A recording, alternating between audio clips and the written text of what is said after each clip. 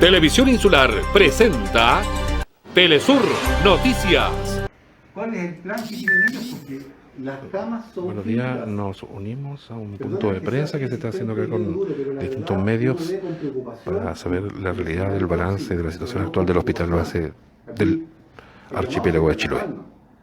Pero todos estos picos que estamos teniendo de número de casos, nosotros los vamos a ver reflejados, o la demanda se va a ver reflejada en un par de días más, no hoy día. Si Chile hoy día tiene 8.000 pacientes, los pacientes se van a complicar al 10.º día de su diagnóstico. Entonces, si ayer hubo 8.000, en 10 días más tenemos que ver cómo los vamos a atender. Eso lo sabemos, las complicaciones se producen en un par de días más. Entonces, nosotros en salud hemos venido trabajando en planes de mitigación, planes de intervención, capacitaciones, complejización, pero de esto se requiere que la población usuaria, los beneficiarios, los que se están enfermando, los que nos estamos enfermando, también tengamos un plan de cómo funcionar en esta situación que hoy día resulta crítico enfermarse de una enfermedad que pueda ser evitable. A propósito, ¿no se han producido nuevos brotes en funcionarios del hospital? Sí, somos parte de la comunidad.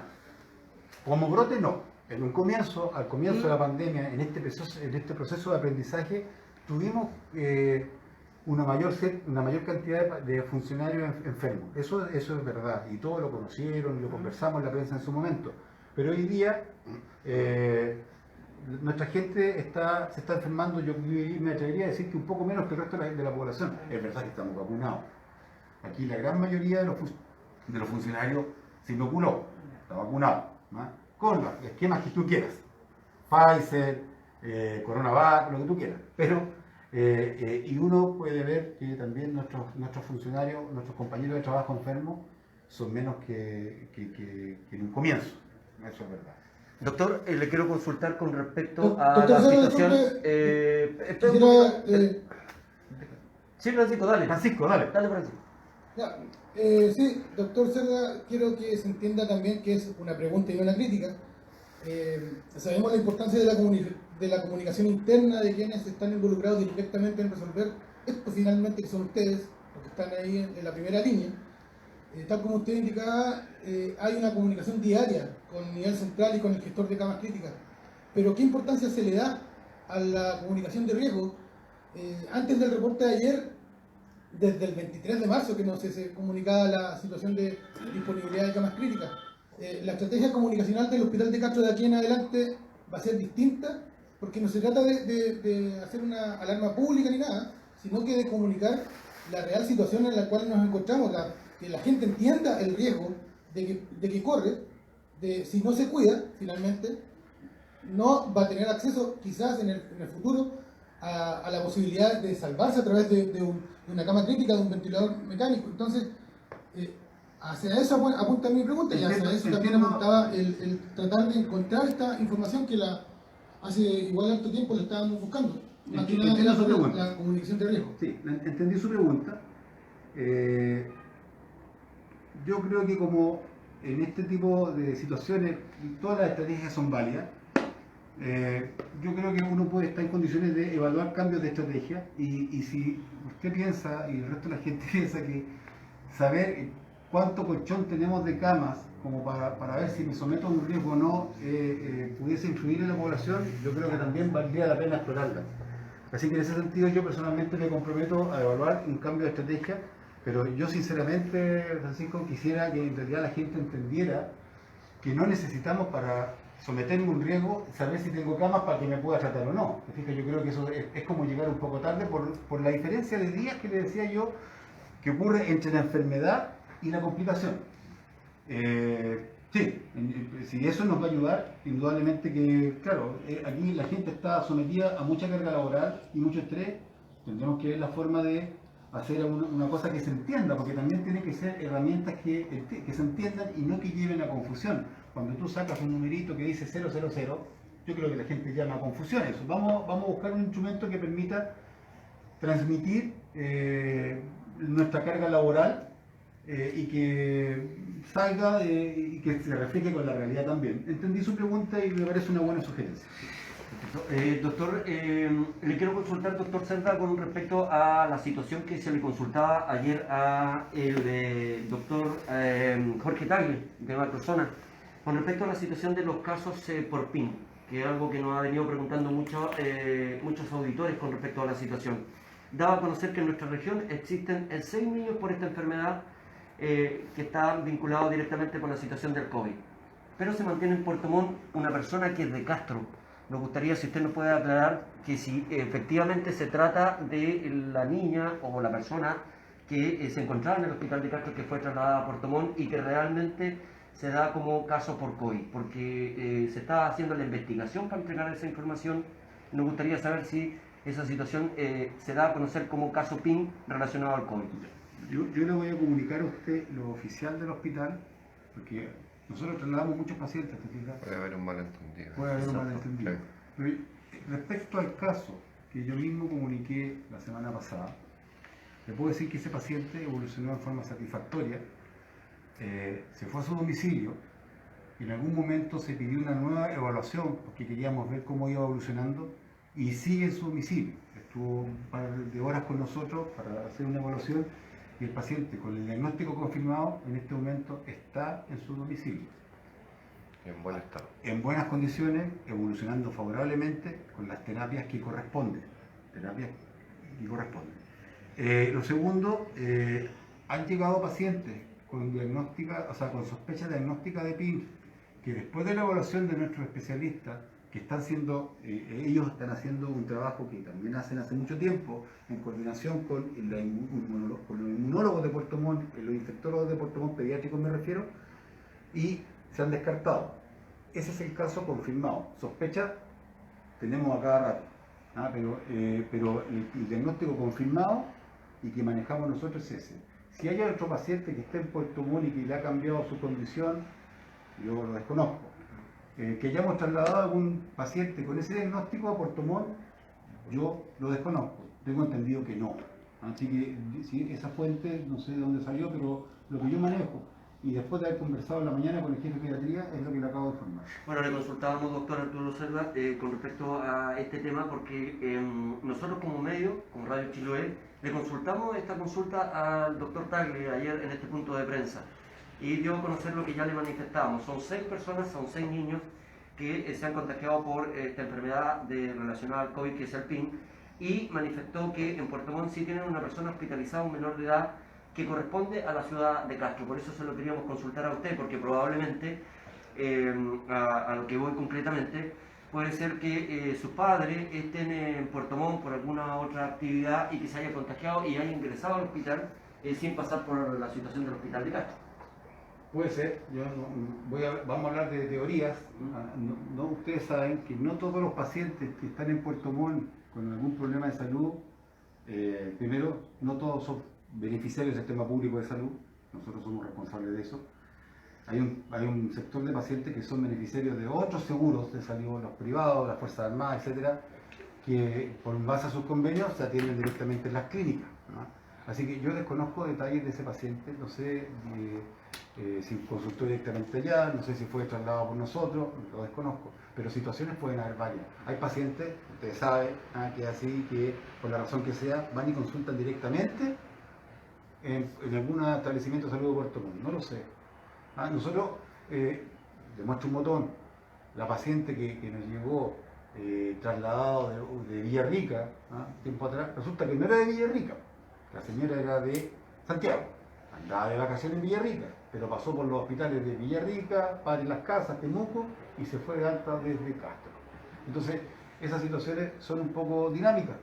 Esto no es exactamente un instrumento. Yo, del caso que comentó el doctor Jorge Tagle, la verdad que no estoy informado, no tengo mayor antecedente, sé que es responsable, por eso que lo comento en el ámbito de las teorías. Por eso que le queríamos consultar para aclarar esta situación, doctor.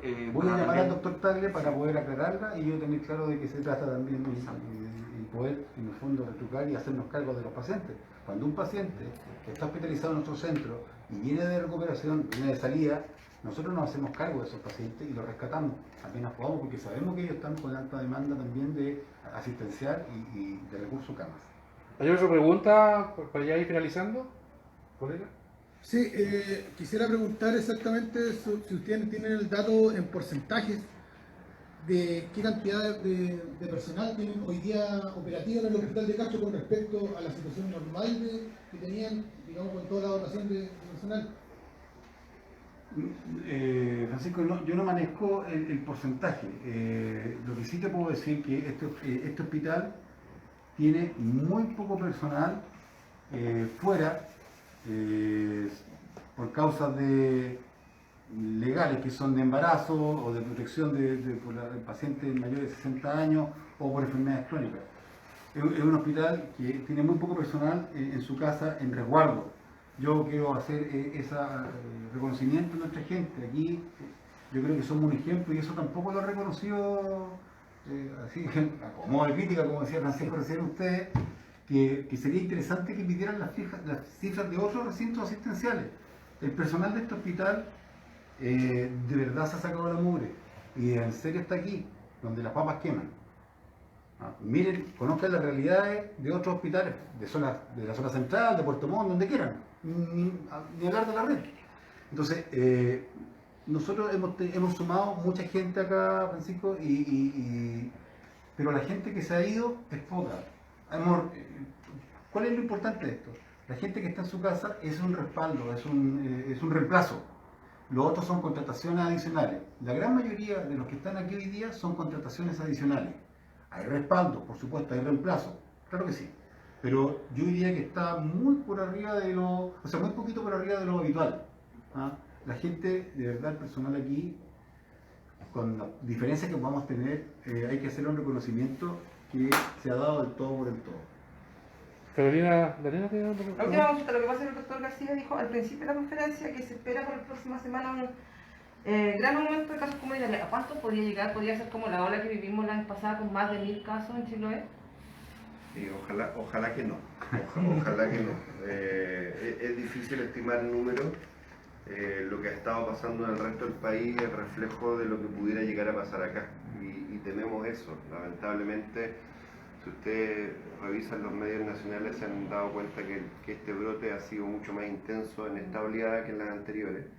Y Chiloé, ¿por qué podría ser ajeno a eso? Entonces, eso es lo que tememos, que efectivamente lo que se nos avecina y lo que viene en camino sea peor en número que lo que ya tuvimos. Así que esperamos que no, porque por supuesto que nos vamos a ver mucho más exigidos, tensionados y eventualmente podemos llegar a necesitar trasladar pacientes o hacer actos heroicos, como decía el doctor Moreno. Sí, hoy día, por ejemplo, se da a conocer, doctor García, la totalidad de 9.171 nuevos casos en todo nuestro país. Es lo que ustedes señalan. Se está comentando que llevo sobre 9.000 solamente activos. Hacer un juego numérico cortito para la gente, para que entiendan. Cuando en un día se proyectan 8.000 casos y al día siguiente se proyectan 8.000 casos y al día siguiente se proyectan 8.000 casos, en general bordean los 20 o 24.000 casos. Y de eso el 5% va a requerir una cama de paciente crítico a nivel nacional. O sea, en 3 o 4 días vamos a requerir por lo menos 400, 500 o más camas de intensivo. Ustedes saben que las camas de intensivo a nivel nacional partimos con alrededor de 2.000 y ahora ya vamos pasando a las 4.000 camas implementadas. Y esto, igual que en Castro, son números que son acotados porque no vamos a poder seguir escalando. Por lo tanto, esta pelea, esta guerra que estamos teniendo nosotros hace más de un año, no es una pelea que haya que ganarla al interior de los hospitales. Esta es una guerra que tenemos que ganar en la comunidad y por eso ser enfático y reiterarle a la población que por favor se cuide, que los que tengan la posibilidad, si les corresponde por grupo etario vacunarse, por favor se vacunen. La mayoría de la gente ojalá se vacune, todavía hay gente que duda de las vacunas, no puede ser. Están súper preocupados de vacunarse contra la influenza y no están preocupados de vacunarse contra el coronavirus, una cosa, no sé, que nos cuesta creer, nos cuesta meditar. Entonces, el llamado a la comunidad es seguirse cuidando, ojalá, como decía recién, no lleguemos a tener los números que tuvimos nosotros en nuestra primera ola, porque nos vamos a ver muy complejizados, además del resto del país. Doctor García, Doctor García, disculpe, quería hacer una pregunta para finalizar. ¿Usted qué opinión tiene de las medidas a nivel central en ese sentido? ¿Fue aceptado, por ejemplo, el permiso de vacaciones, esta comunicación masiva que se ha hecho de las vacunas, que en el fondo todavía no tenemos una situación de inmunización que nos permita cantar victoria, por así decirlo? todos los días, eso sí, se reporta en todos los medios, el tema de la vacunación. ¿No está tapando esta comunicación lo relevante que estamos viviendo hoy día? En su juicio, ¿las medidas a nivel central han afectado, en este caso, al archipiélago? Es difícil criticar las medidas que se toman porque ningún país del mundo está teniendo éxito y las medidas que se han implementado en todas partes del mundo han sido distintas. Hay países que ustedes han visto que no entraron en cuarentena en un principio y que hoy día están sufriendo la epidemia de manera súper fuerte. Hay países que partieron con cuarentenas muy prolongadas, por ejemplo nuestros vecinos Argentina, si ustedes recuerdan, partieron con cuarentenas en que realmente se veían las calles de Buenos Aires vacías, o sea, cuarentenas reales, y hoy día están con más de 15.000 casos activos diarios.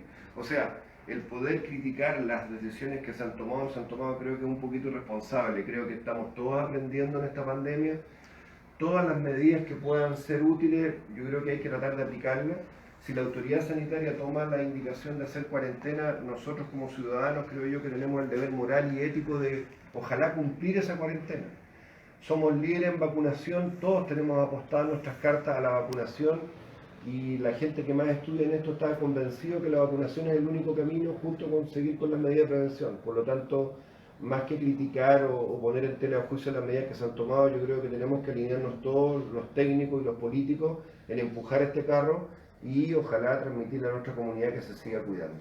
Doctor, para finalizar, mi consulta va, hemos hecho un tremendo enérgico llamado, Francisco, que ha estado en los puntos de prensa de cuando se entrega al Seremi de Salud, al igual que nosotros como Radio Chiloé, destacando el tremendo trabajo que están haciendo los equipos de salud, tanto de la atención primaria como la red de hospitales. El otro día estuvimos acá en una muy pequeña y simbólica ceremonia que se le entregó de parte de las instituciones. Estuvimos junto al subdirector del hospital de Castro, el doctor Arturo Cerda, pero mucha gente reconoce el tremendo trabajo que ustedes están haciendo. Y insistimos, solamente para que esto no siga avanzando esta pandemia, depende de nosotros mismos, doctor García. Sí, como para cerrar, si no hay más preguntas, me sumo a tus palabras, agradecer ese tremendo gesto que tuvieron unidades de emergencia en nuestra comunidad y sé que lo hicieron en muchas ciudades de Chiloé, bomberos, carabineros, investigaciones de salud que nos vinieron a hacer muy emocionante, la gente del hospital lo agradece mucho. Agradecerle al personal de salud que se ha sacado realmente la espalda en este trabajo que ya lleva más de un año, el personal de salud tanto hospitalario como de atención primaria que les toca hacer toda la trazabilidad, que es un tremendo trabajo, una tremenda pega, a todos los fiscalizadores y todo el personal que en general se desempeña. Así que, nada, solo agradecimiento y reiterarle los cuidados sociales que tiene que mantener la población, porque la única forma de salir de esta pandemia es que nos sigamos cuidando y protegiendo entre nosotros. Perfecto. Queremos agradecer. Buenos días. Carlos San Juan. Perfecto, tenía problemas de audio, pero ya lo mejoró. Estoy esperando lo último. Ajá.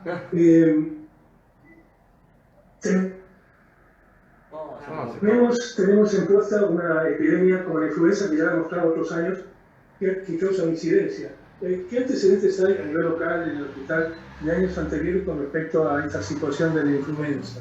¿Cuánto presionó el sistema? Carlos San Juan de Telesur Chiloé, ¿está haciendo pregunta? Vamos a escuchar a Don Morales. Hemos tenido épocas de influenza, la mayor presión fue la pandemia del año 2009, ¿ya? Eso fue también a nivel nacional, con obviamente un N de contagiosidad que era mucho menor, ya donde efectivamente también se tuvo que crecer, se tuvo que dar soporte a esa pandemia, pero que no es nada comparado con lo que hemos tenido nosotros ahora.